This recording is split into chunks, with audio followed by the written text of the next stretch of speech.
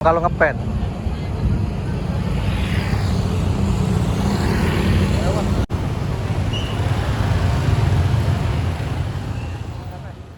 Berbagai kegiatan dilakukan warga Kota Palembang untuk mengisi malam takbiran.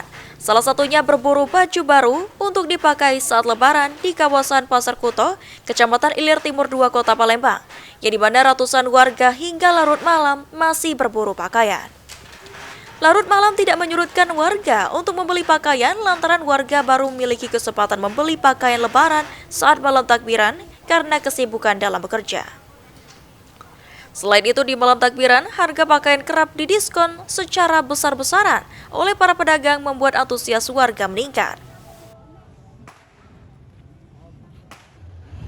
Karena kemarin-kemarinnya nggak sempat. Oh, belum sempat. Ya. Jadi sempatnya malam ini ya.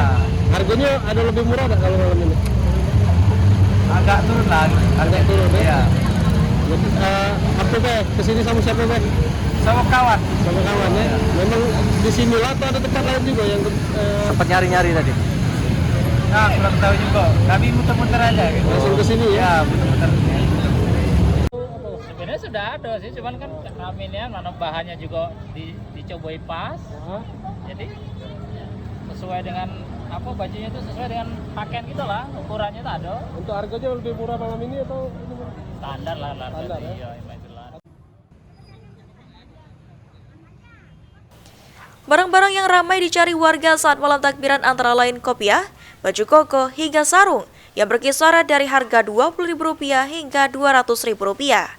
Salah satu pedagang mengaku seminggu jelang Lebaran hingga malam pamungkas pada hari ini terjadi kenaikan omset hingga 100%.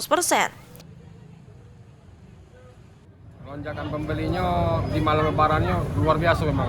Sampai berapa persen?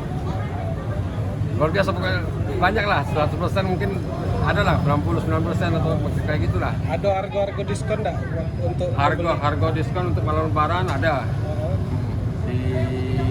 Dibanding ke sebelumnya kan khusus malam lebaran ada harga-harga diskon. Momentum Hari Raya Idul Fitri memberikan berkat tersendiri bagi para pedagang yang tidak dirasakan sepanjang tahun. Lutfi Pal TV.